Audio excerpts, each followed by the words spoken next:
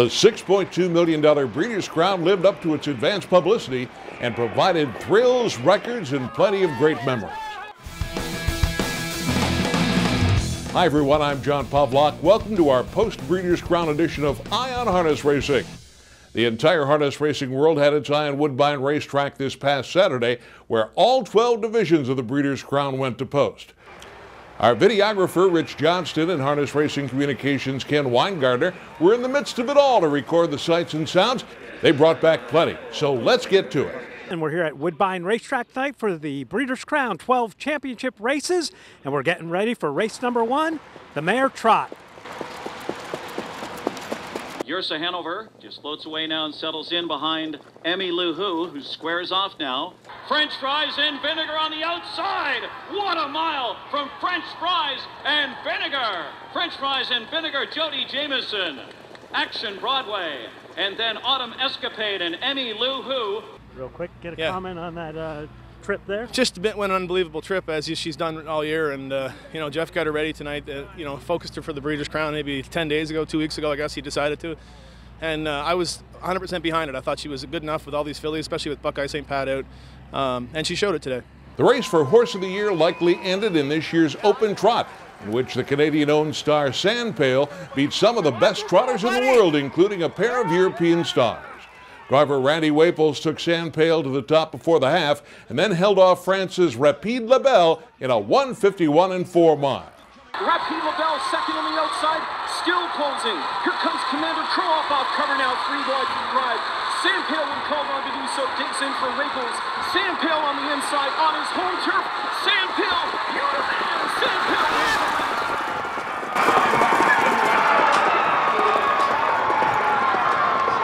Unbelievable. I could say unbelievable a million times and never say how I feel, but it's just unbelievable. Tough race down the Tough race, unbelievable. Those horses raced terrific, I mean, all the power to them. I could have ducked them and I didn't, because the other horse was the Rapide Labelle was dropping down, and I wanted to leave him out 3 wide and try to not give away my position. I think if I had ducked him instead of doing what I did, I don't think I would have beat him. There's his apple, his treat. I think that's it. I thought about maybe racing another time or two this year, but that was such a demanding race the other night. That'll be it. He looks good. He's been eating. He feels great. Came out of the race in good shape, so I'm real happy with that. And but I think that was a really tough race, and I don't think he deserves to go back this year and race again. Voters at ustrotting.com, by a wide margin, thought that Sweet Lou's world record performance in the 2-year-old colt pace was the most impressive of the night. Dave Pallone brought the Yankee Cruiser colt 3 wide at the half-mile pole, and the pair came clear to win in a world record 149 by a decisive 7 1/2 lengths. A distant second, a rock and roll dance. Then Hurricane King Cole. Sweet Lou, how sweet it is! Sweet Lou romps! What were you thinking of that performance there? As soon as David went 3 deep up the backside, when Pierce come out under him, I thought this is bad. And then, then Pierce became a roadblock, and I knew David was going to let him go ahead and stride out. So, thrill. Chapter 7's recent form certainly suggested he would be a big factor in the 3-year-old colt trot, despite having to face the Hamiltonian winner, Broad Bond, and the Kentucky Futurity champion, Man of Many Missions.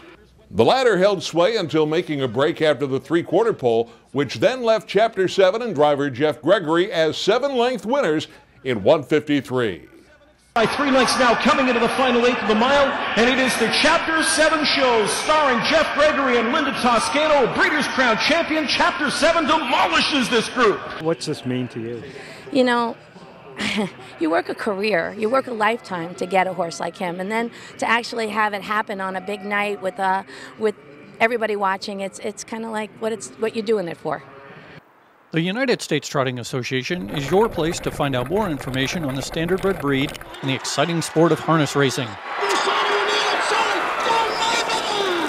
Want to own a racehorse, become a licensed driver, or find records of a retired standardbred you've started riding? Visit our comprehensive website to learn more about what the USTA can do for you. Injuries have a way of making great horses look ordinary at times, and Better Than Cheddar has been fighting the injury bug throughout the year. Last Saturday he was fit and ready, but had to contend with a last-minute driver change and heavy traffic in the 3-year-old colt Pace. Better Than Cheddar and driver Mark McDonald, subbing for a snowed-in George Brennan, seemed hopelessly locked in when they tried to close on the favored Roll with Joe. Somehow they got through on the inside and won a 149-2 thriller. To kick off cover, Better Than Cheddar drops in front, inside full of pace. Great finish coming up. Roll with Joe. Better Than Cheddar at the inside. Better Than Cheddar and Roll with Joe together in 149-2.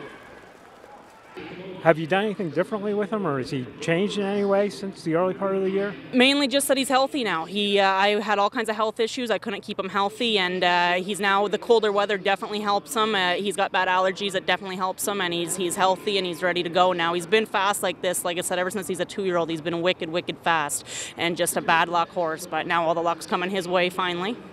In the 2-year-old filly trot, Check Me Out and driver Ron Pierce made their move before the half-mile pole and justified the faith the betting public had in them by speeding to a 154-4 victory, a Breeders' Crown record.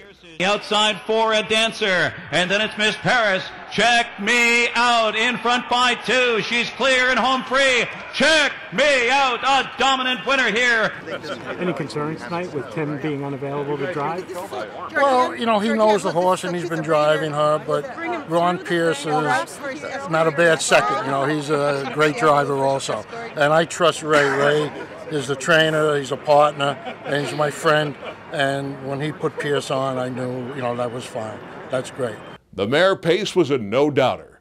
The fans liked Androvet and driver Luc Ouellette, and they responded by going to the top, briefly yielding at the quarter pole, and then retaking on the way to a 149-2 victory that pleased everyone, including co-owner Jeff Bammond. But she's all alone. Androvet speed pops them here as expected. Androvet and Luc Ouellette home free. She was just super tonight, really. I knew coming into this she was just getting better and better, and this is just a thrill.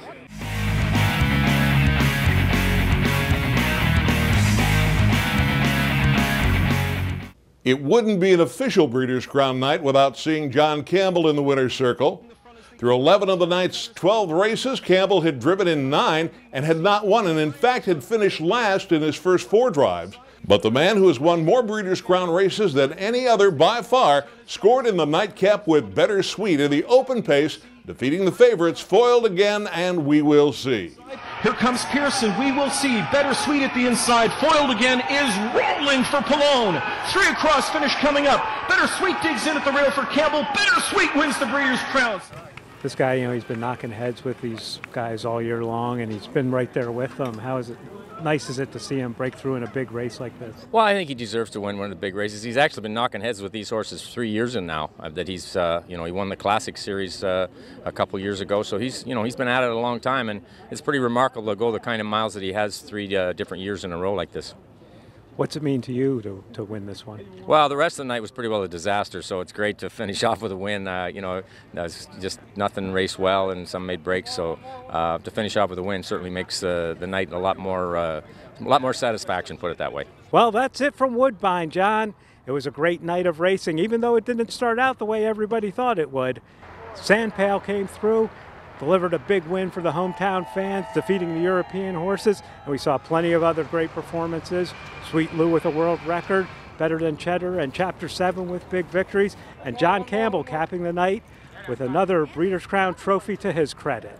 My thanks to Rich and Ken for all their work in gathering the video and interviews. I know you, like me, enjoyed them very much. There's even more exclusive video, photos, and more available at the USTA's Breeders' Crown website.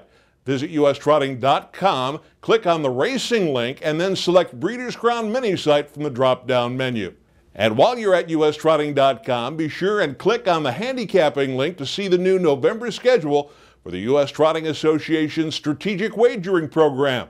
We noticed that Northfield Park has added a guaranteed pick 5 on Tuesdays, and that track announcer and handicapper Ayers Ratliff recently had a $105 and $290 pick 4 winner.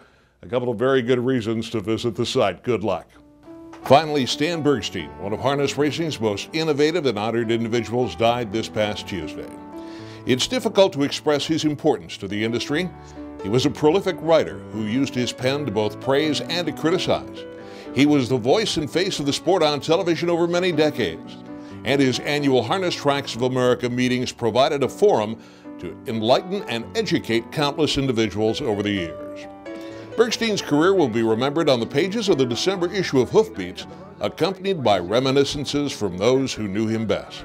But for now, I'd like to leave you with images that remain fresh in all our memories. His appearances on the New York OTB show, which brought Stan and harness racing to millions. Good evening, Stan Bergstein. Spencer Ross is away on special assignment, but for those hundreds, thousands, I guess, of particularly ladies who wrote in and said, let's see that man behind that mellow, mellifluous voice. Here he is, Jackie Lee. 5E, Olympic Torch, Joe Marsh Jr., 6F, Pence Time, Carmine Abatello. Number 7, letter G, is Sign Here with John Campbell. And 8, letter H, is Neat Trick. Jim Marone, who has won 2 in a row, is in the bike. And we're ready to see if he can do it again as Jack Lee calls the action of this race for us right now. The Messenger Stakes, some American Nationals, the Matron Stakes, and more remain on this year's schedule. We'll talk about them and more on our next edition of Eye on Harness Racing.